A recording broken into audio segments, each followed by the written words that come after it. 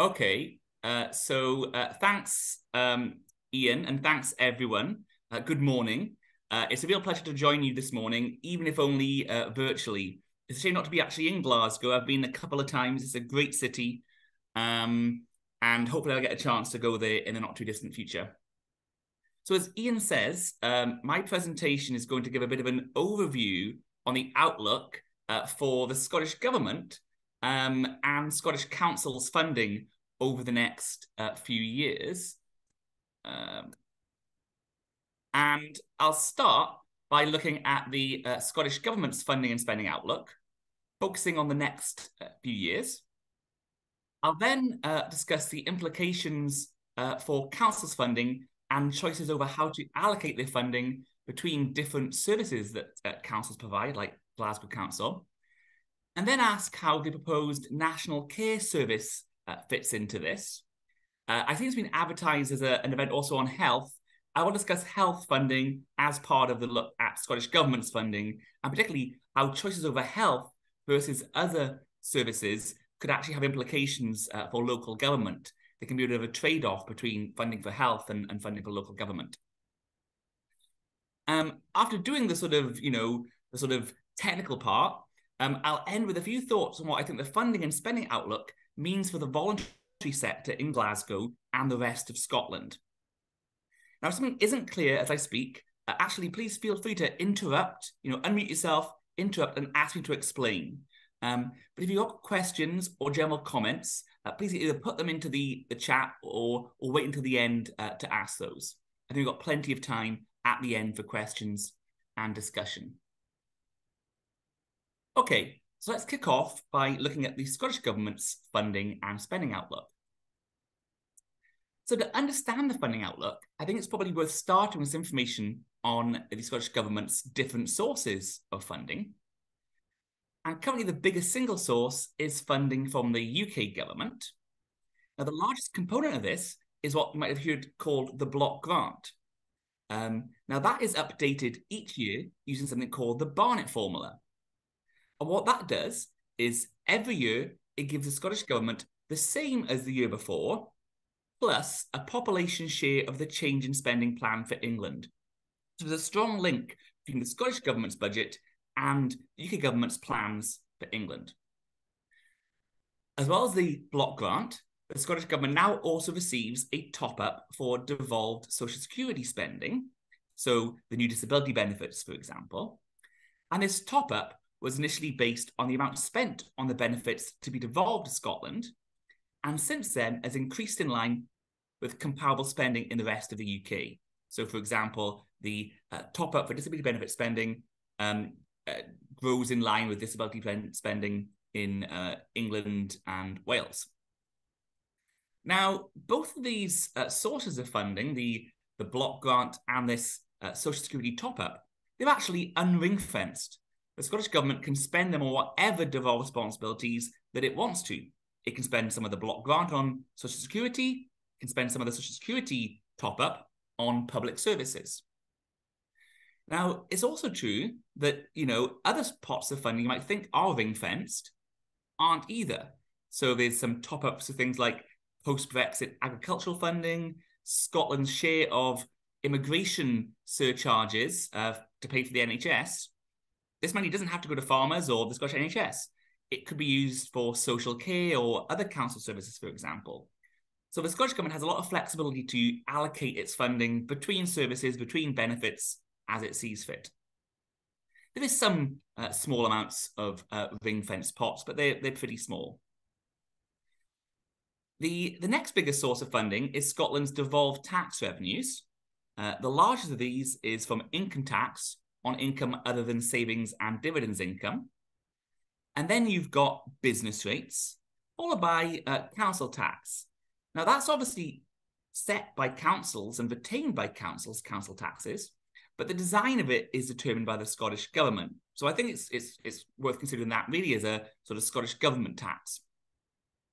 And then there are some smaller taxes and other sources of revenues, such as the Crown Estates, which includes income from offshore wind farm licenses, for example. And then finally, the Scottish Government has some limited powers to borrow and pay into pay into reserves, although the limits for these borrowing and reserves are pretty small. So what does this all mean for the amount of money available to the Scottish Government? So this chart shows the funding available for day-to-day non-investment spending, excluding the ring-fence parts. So the sort of money the Scottish Government has flexibility over how to spend. The underlying block grant is about £37 billion this year. And just over £4 billion is being provided for the devolved social security benefits. Although, as I say in a second, the Scottish Government is planning to spend rather more than this on its devolved social security system. To reflect the devolution of income and some other taxes, 16.4 billion is being subtracted off the underlying block grant funding the Scottish Government gets as a block grant adjustment. Scotland can't both have full funding and get to keep its tax revenues. Now, this 16.4 billion, when it was initially set, like Social Security, it was based on the amount of taxes devolved, and then since then has increased in line with what happens to tax revenues in the rest of the UK. So Scotland gets more money if its tax revenues go faster. It loses if its tax revenues go less quickly. Now, because the Scottish Government has increased income tax, and to a lesser extent, what's called land and buildings transactions tax, the tax you pay when you buy a house, the devolved revenues are forecast to be 17.1 billion, so around £700 million higher than the block grant adjustment. What that means is that, you know, tax devolution and the tax policy choices the Scottish Government's made are giving a net £700 million for the Scottish Government to spend. And then there's around £3 billion on business rates and around 0.4 billion from a number of small sources, including borrowing and reserve powers. So together that means that total funding is around £45 billion, or around £8,300 per person in Scotland. Now, whenever I said that these various sources of funding are not ring-fenced, this is money the Scottish Government can spend as it wishes on its devolved responsibilities. And one thing it has used these powers to do is to spend substantially more on social security benefits than has been provided by the specific top-up or block grant adjustment for social security. So this year, the Scottish Fiscal Commission is forecasting that social security benefit spending will be about £5.3 billion, which is almost £1 billion more than the £4.4 billion provided by the block grant adjustment. And that reflects, you know, both new Scotland-only benefits like the child payment and top-ups to existing benefits such as carers allowance and discretionary housing payments, which you're probably aware are used to undo the effects of the so-called bedroom tax and benefits cap in Scotland. But it also reflects changes in the way eligibility for disability benefits are being assessed and reassessed. And these changes, which are designed to make the sort of service a bit more people-centered, if you like, a bit less intimidating and stressful to interact with, they're expected to lead to more and longer successful benefit claims, increasing spending on these disability benefits. So research by myself and colleagues at the IFS has shown that these policies, and especially the child payment, will boost the income of low-income families pretty substantially. So, for example, the bottom 30% of families with children will get about £2,000 a year more in income as a result of these changes. And that will actually do quite a bit to reduce poverty. But of course, the channeling of this almost £1 billion of extra funding to social security benefits does squeeze the funding available for public services. So as it stands, for example, all the extra money raised from Scotland's devolved taxes, that £700 million I said earlier, the difference between the block grant adjustment and the actual revenues being raised, all that £700 million and more is going to go to the Scottish social security system. There's been no more raised for public services in Scotland. And I think that helps explain why the funding outlook for public services is so challenging. So to illustrate these challenges, I got another chart to show you, I'm afraid. You'll see this presentation, there's lots of charts. IFS people like their charts. And I think this one is pretty straightforward. So hopefully it'll illustrate the challenges fairly clearly. So this chart shows the Scottish Government's official projections for what it'll get in funding in green, and then its spending needs in blue for the next 4 years until 2027-28. So looking at funding first, in cash terms, funding is projected to increase from around 45 billion this year to 51 billion in 2027-2028. Now, around 1 billion of this is because the Scottish Fiscal Commission is forecasting Scottish tax revenues to grow faster than the equivalent revenues in the rest of the UK, and hence there's a net boost to the Scottish budget. And another 1.5 billion is as a result of forecast increases in social security spending in the rest of the UK, and hence a bigger top-up for social security spending in Scotland. Although I said, remember, the Scottish Government is free to spend that on whatever it wants to. It doesn't have to be spending on social security. Likewise, it can spend more on social security than this. What about spending needs? Well, this line shows that spending needs, which is an estimate of the amount that the Scottish Government would need to spend to maintain existing services, well, these spending needs are projected to grow substantially faster than funding, especially next year. Now, there's a bunch of assumptions on the screen there, what these projections are based on.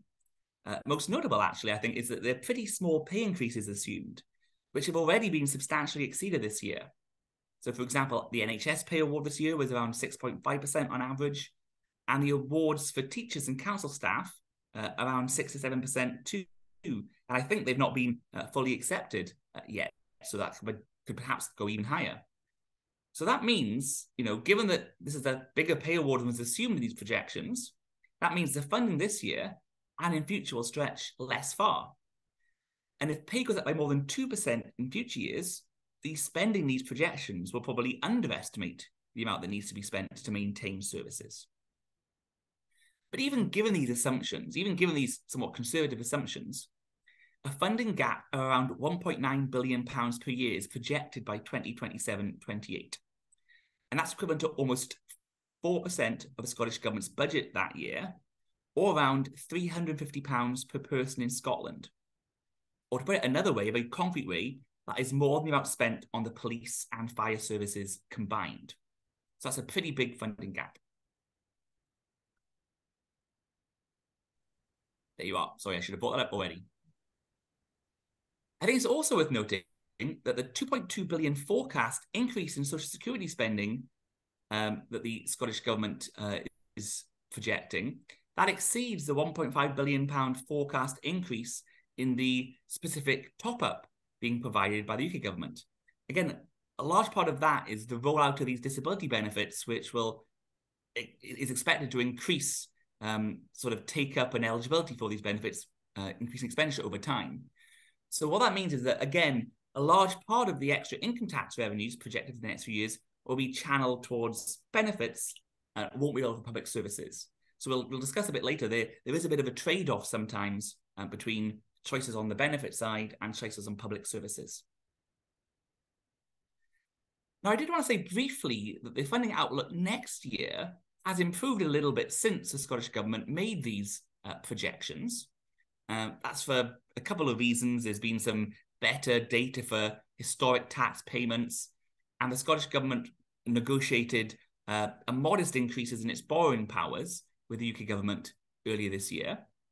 But even with this sort of slight boost to funding next year, a funding gap is still likely, necessitating either increases in taxes or cutbacks in service provision. And a short-term improvement doesn't necessarily mean that the longer-term outlook has improved. Now, given this looming funding gap, I think the Scottish Government does face tricky trade-offs as it allocates funding between different public services. So suppose it tries to address the gap entirely through cutting back spending. This chart shows the amount it could spend in real terms, that is after adjusting for forecast inflation, relative to the current year, 2023-2024. So 2023-24 will be 100 in a second, and we can see, numbers higher than that mean it can spend more, numbers lower than that spend less in future years. And we'll see this now for two areas of spending to get a sense of the trade-offs the Scottish Government's facing. One is health and social care, which is the red, and all other services, which includes actually the main grant for councils in yellow. So if the Scottish Government were to increase spending on health and social care by 4% a year in cash terms, and that's in line with what I said in the previous slide, is its projection of their needs, Well, spending on this would increase by about 11% in real terms over the next 4 years. That would mean cuts to all other services on average, so including the main general funding support for councils, the Revenue Support Grant. Spending on these other services would have to fall by an average of 3% over the next 2 years, and then flatline over the subsequent 2 years. And that would mean that the full £1.9 billion funding gap would fall on these other services. And that would be equivalent to about an 8 to 9% gap in their budgets on average. Of course, this is just one option for the Scottish Government to do. It could also choose other ways to allocate its funding. Suppose that it instead decided not to look at its funding needs projections, but to increase health spending by the same percentage in future years as it has in the current year. And after inflation in the current year, it was 2.9%. And also suppose that the Scottish Government is really serious about its net zero climate change policies. Back in the spending review it undertook a few years ago, it suggested increasing spending about 4% a year in real terms on those services. Well, if it did that, it continued with the recent increases in health spending and put up spending on net zero by 4% a year in real terms. All other services will be cut by 5% in real terms over the next 2 years, and then actually fall a little bit further over the subsequent 2 years. And that means that these services will be facing a gap of around £2.5 billion by 2027, something like 12 to 13% of their budget. Those are really, really tough choices ahead for the Scottish Government. And that £2.5 billion or £1.9 billion or whatever the number will be, that's a pretty big funding hole looming. And we've not even discussed areas like childcare or social care, where the Scottish Government has promised expansions in provision, not just maintaining existing provision. So if the Scottish Government wants to do more on childcare, but do more on social care, in the context of a funding gap, it would make that gap even bigger for other services, need even bigger cuts to other services. So are there ways this hole could be filled? I think the tax rises being discussed publicly by the Scottish Government and the Scottish ministers are unlikely to make much of a difference. So the First Minister, in his sort of election or his sort of SNP election campaign, championed a new higher rate between the current 42% income tax rate and the top 47% tax rate.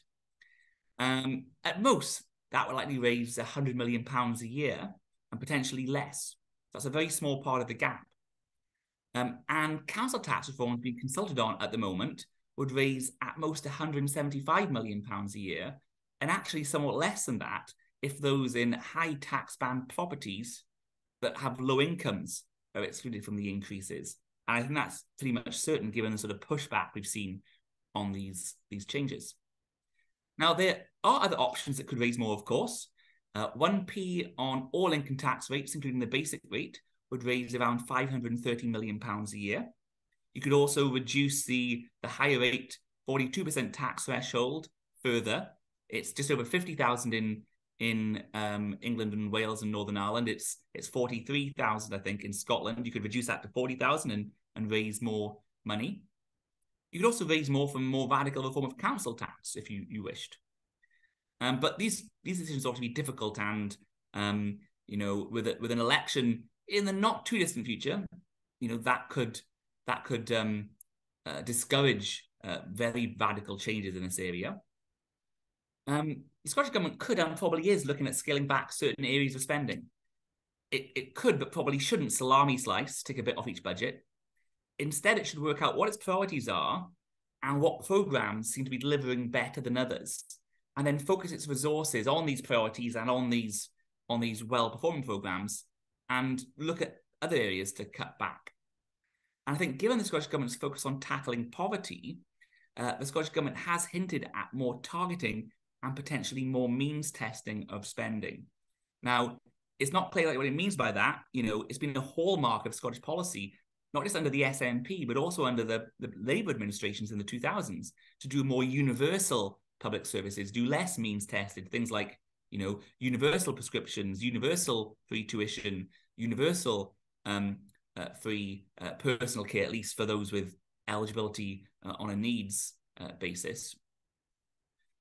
I think it's also worth noting there's a trade-off between social security and public service spending. Now, I don't see the Scottish Government backtracking on its increases in benefits or the Scottish Child Payment, but it wouldn't surprise me if the new disability benefit regime were tightened up at some stage, especially if the numbers of successful claimants does grow substantially faster than in the rest of the UK. Well, what about the UK government? I said the main source of Scottish government funding is, at the moment, UK government funding. Could this come to the rescue? Well, the UK government's plans for spending imply cuts to a range of services in England and the rest of the UK too from 2025-26 onwards. And of course, there's ongoing concerns about the NHS in England as well as the rest of the UK, and what looks like a very tough time for English councils in the second half of this decade. So it wouldn't surprise me if spending plans were topped up a bit. And that would generate more money for the Scottish Government via the Barnett formula. I say that formula links funding for Scotland to what happens to spending in England. But I doubt this fund will be topped up anywhere near enough to avoid a funding squeeze entirely.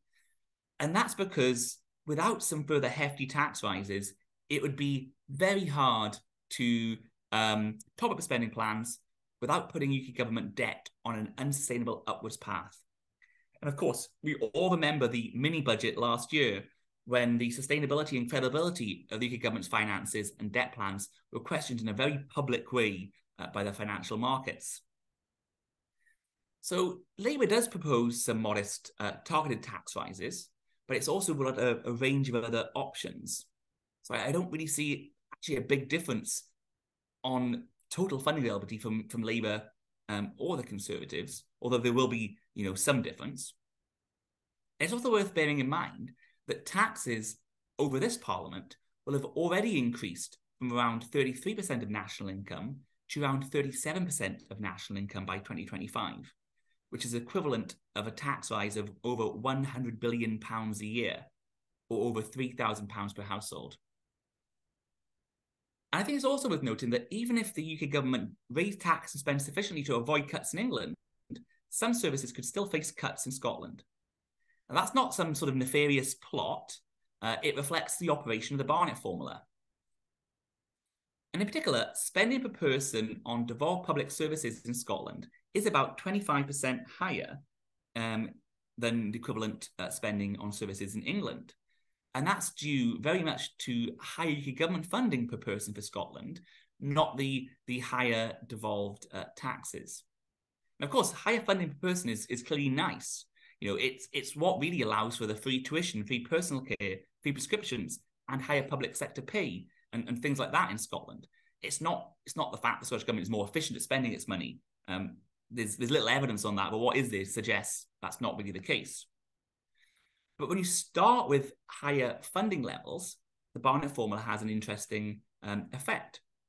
And that's because the Barnett formula gives the same cash per person increase in funding each year in England. And that's a smaller percentage increase if you start with a higher level of spending. And this is what's called the Barnett squeeze. And over time, this Barnett squeeze will slowly reduce, although not entirely eliminate, the extra funding per person that the Scottish Government gets compared to England. And that means that the Scottish Government wants to continue to provide a wider range of more universal services and higher public sector pay than England, it will have to raise its own revenues to do so. And I actually think that this is one of the sort of defining questions of not just the next 5 years, but the next 25 years. How does the Scottish Government respond to this challenge? Does it do it by cutting spending or reforming public services or through tax rises? Now, that's the sort of big picture overview. Oops, sorry, I should have brought that up already. That's the big picture overview for the Scottish Government. What does this all mean for Scottish councils, including Glasgow Council? Well, the majority of Scottish councils, approximately £17 billion in annual funding for day-to-day spending, comes from the Scottish Government. So clearly, Scottish Government's funding matters a lot to councils. There's around £7.5 billion of general grant funding. and £1.5 billion of targeted grants. That is grants earmarked for certain services, but which councils do have flexibility to spend them elsewhere if they wish. So many social care grants are like that. Then there's around £0.8 billion of actually ring-fenced grants that have to go for certain things, and that's mostly for early years childcare provision.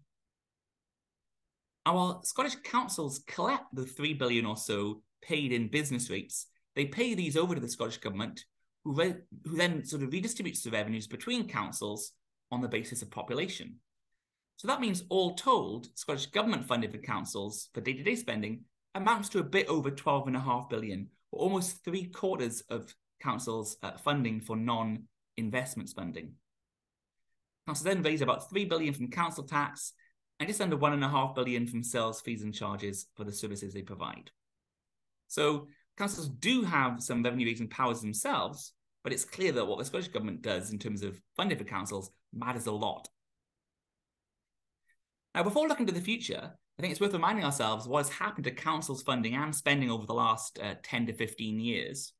So this chart shows Scottish councils' funding from central government grants and council tax from 2009-10 to 22-23, last financial year.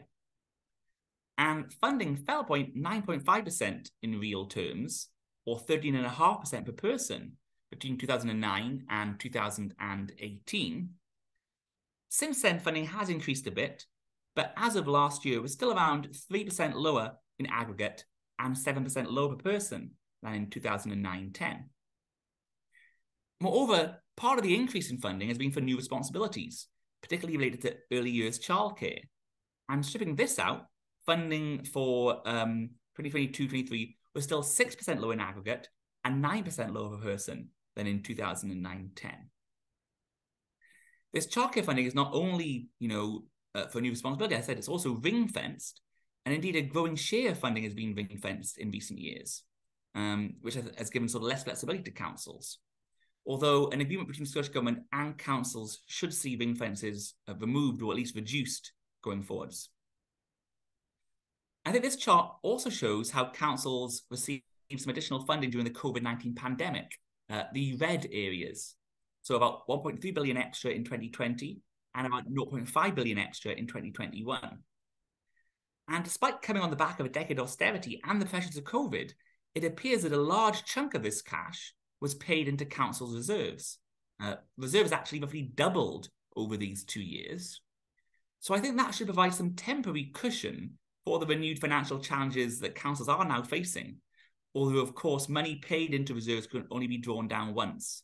So I think really, the situation in 2022-23 and 23-24, councils could actually draw down some of these reserves. I think it's really in the sort of second half of this decade in particular, where the financial situation for councils could be most difficult.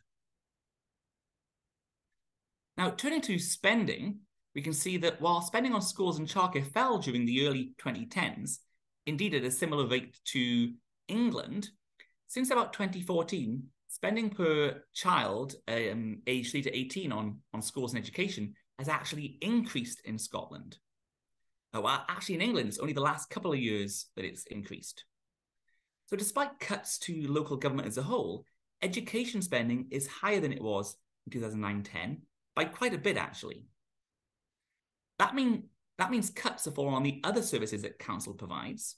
And this chart shows they've been particularly large for services like culture and leisure, housing, transport, and planning and development.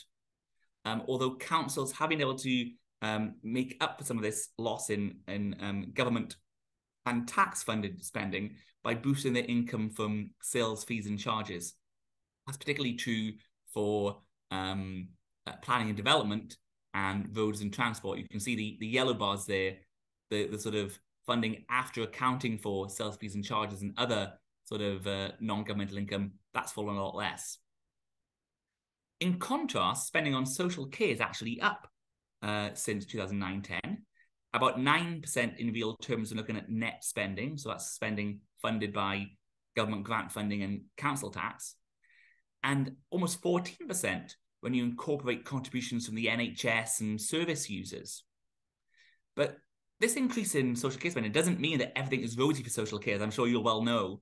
as it has come in the context of rising demands. I think most people outside this room would kind of think, well, that's an aging population. And that's certainly part of it.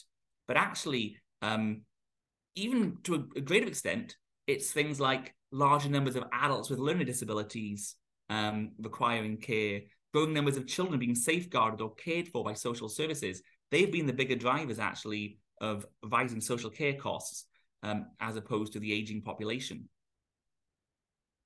If you look at Glasgow specifically, which I think you'll be interested in, spending has moved broadly in line with Scotland as a whole, but there are some distinct patterns.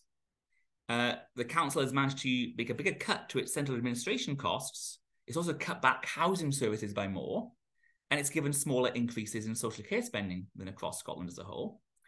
But there have been smaller cuts to transport, and whereas spending on environmental services, things like refuse collection and disposal, recycling, whilst that's fallen across Scotland as a whole, it's increased in Glasgow.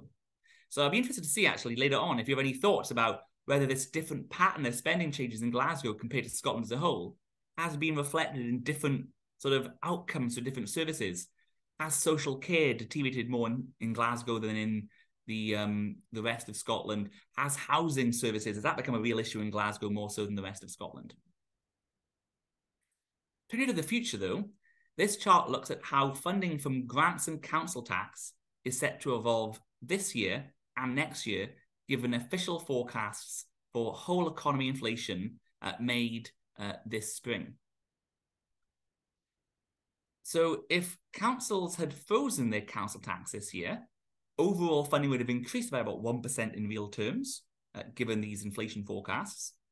But given they actually increased council tax on average by just over 5%, that means that funding is set to be boosted by about 2% in real terms this year, given these official inflation forecasts. Next year, of course, things are more uncertain. We don't know how much funding the Scottish Government will provide to councils in the form of grants, and we don't know how councils will set their council tax rates. Now, we can make some sort of scenarios, though. So I do that now in these next two lines. So if you look at the dark lines, this shows what would happen if the Scottish Government were to allocate its funding equally across services. And these light lines show what happens if the Scottish Government were to prioritise health and net zero budgets, like I showed earlier in the presentation, making cuts to other areas like local government. But if you compare these dark and light lines, and do that for purple as well, which shows what would happen if councils continue to increase their council tax. You can see that even if councils increase their council tax by 5% a year again next year, if the Scottish Government channels its funding to the NHS and net zero, councils will be facing cuts to services next year, even given these official inflation forecasts. And these official forecasts for whole economy inflation probably underestimate the costs facing councils. They assume that inflation is actually around 2.5% this year and less than 2% in 2024-25. And, given that, not least the increases in pay being made by councils, that probably substantially underestimates the costs being faced by councils. So if we instead assume cost pressures of 5% this year and 2.5% in 2024-25, we can see quite a different picture. We can see that even with another more than 5% increase in council tax next year and no particular privatisation for the NHS and net zero, Scottish councils' funding would be lower in real terms next year than in 2023. And if the NHS and net zero are prioritised and grants to councils cut in line with the rest of the budget, councils could be facing real terms cuts of over 2% a year next year, even if we assume they are facing an inflation rate of just 2.5%. So actually, even with quite hefty tax rises, quite big cuts to councils' budgets. So in any of the scenarios we discussed, Scottish councils face pretty difficult trade-offs between service areas. And in this context, it's worth bearing in mind education spending is almost half of councils' net spending on services, and social care spending around another 1/3. And what that means is that protecting education from cuts implies doubling cuts for other services, including social care. So, for example, if the overall cut is 2%, you protect education, that means a 4% cut to everything else on average, including social care. Protecting both education and social care services implies cuts 5 times larger for other services. So a 2% cut overall becomes a 5% cut, sorry, a 10% cut for everything apart from education and social care if they are protected. As I showed earlier, it sees other services that faced, the biggest cuts during the 2010s. So it's perhaps unlikely they can bear all the cuts again. Probably more than average, but not all of the cuts. So that really begs 2 questions to me. And again, maybe you have thoughts on this. Can education spending take some of the strain, not least because of falling numbers of pupils following the drop in the birth rate in the 2010s? Can that lead to, rationalization of schools? What about, teacher numbers? Does the Scottish Government need to follow through with its pledge to increase teacher numbers in the context of falling pupil numbers? And have some pandemic-related social care costs finally started to abate, which would allow the funding to go a bit further than it did in 2020 and perhaps 2021 and 2022? Actually, is social care getting back on track a little bit in terms of where the money, how much money can buy? Now, that sort of comment on social care is a segue, although perhaps not a particularly smooth one, to a brief discussion of the proposed National Care Service, which is the last main thing I wanted to talk about. Now, the original plan for this National Care Service, as you'll probably know, was to set up new care boards separate from councils, which would be responsible for commissioning and in many cases delivering adults and potentially children's social care services. Now, this would have actually involved transferring up to 1/3 of councils' budgets to these new bodies. So big new organizations and a big change for councils. Now, the aim of this was to aid further integration between social care and healthcare, which I think everyone agrees would be a good thing, and also to provide a more consistent service across Scotland than under the current council-led model, which I think is also a reasonable objective. But this plan of centralisation entailed a number of costs and risks. I think perhaps most commented upon was the setup and operation costs of these new care boards, with the setup costs, for example, amounting to hundreds of millions of pounds. But there were 2 issues or risks, I think, that were less discussed and perhaps even more significant. And the first is that councils currently have discretion to vary their council tax or to shift funding between different services if what the Scottish Government thinks is needed to be spent on social care, or indeed any other service, isn't actually enough to meet the standard expected. It can raise council tax or shift funding from other budgets. The new care boards focused only on social care wouldn't have such flexibility. And second is that councils can not only use this sort of flexibility to make up for sort of underfunding or errors in the sort of central government need assessments, it can also use it to provide, if you like, above average or perhaps below average quality of care. Now, we might not like that, but if it's doing that, it might be charging lower taxes, might be spending more on other things. And unwinding the impact of this local discretion and moving to a new centralised funding allocation for social care with these new care boards, doing that in a fair and efficient way would have been a really difficult task. So I think whilst the aim of the plan was to have greater consistency in social care service provision, centralised decisions and centralised funding allocations to these new care boards could actually have reduced consistency and created unfairnesses between places that have historically channeled more or less funding to social care and done different things with other services.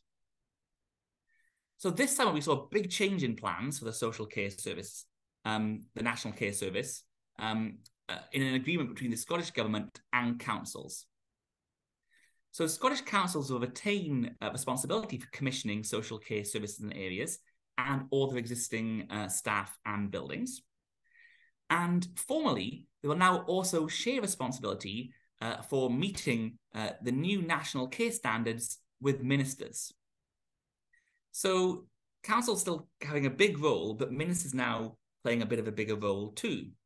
And I think it'll be important to ensure, under this new plan, that the specific responsibilities of councils and ministers are made clear, so that there isn't sort of buck passing between the national and local governments. But if this can be avoided, I think this new plan actually removes some of the key risks and challenges I mentioned just now. The setup and operation costs of the new boards, the difficulty of unwinding the existing local discretion over tax and spending levels. Although I should say that I think even with this new approach and the new concordat between Scottish and local government to avoid ring fencing funds, I would actually still expect there to be more ring fencing of funds for social care going forwards. If ministers are on the hook for social care, they'll want to make sure money is going to social care. I think also to some extent, these changes mean that the National Care Service is more of a national brand than a national service. But that doesn't mean it has no value. A brand isn't actually valueless, as brands will tell you. It can still have value in letting people know about the standards of care and service they can expect from their council, and it could help shape council's decisions so they focus on achieving the minimum standards set out under the new national plan. Although perhaps you'll have some views on whether that's always a good thing. Might it dilute the role of local knowledge or adapting to local circumstance if councils are being shaped by these national priorities? There's also one big issue that's not being resolved, paying for the improvements in care standards and in staff conditions that the National Care Service is meant to entail. As we saw earlier, councils are likely to be facing cuts in the next few years, which will mean it's hard to see how they can maintain existing standards, let alone improvement. So, will there be further delays to these plans, or will they be watered down? I think that's a big question. An agreement's been reached on the design of the National Care Service. How to fund it is still far from clear. So on that note, what does this all mean for the voluntary sector? An outlook of funding cuts many services at both the Scottish Government and council level, and uncertainty about just when and how the National Care Service will be delivered and will it be watered down. That presents challenges for the voluntary sector. So what does this all mean for you? What can you do? Well, I think firstly, the voluntary sector needs to plan for a world where government and council funding is incredibly stretched. Indeed, not just for the next 2 to 4 years that I've shown in the charts, but actually in the longer term too. And of course, given the importance of grant income for some voluntary organisations, there's a need to redouble efforts you're already undertaking to ensure your own viability, seek out opportunities to diversify your income sources, maximise efficiency of spending through partnership arrangements, potentially merging charities doing similar works to acquire some scale, although I know it can be then hard to kind of make sure you're still focused on your core service users.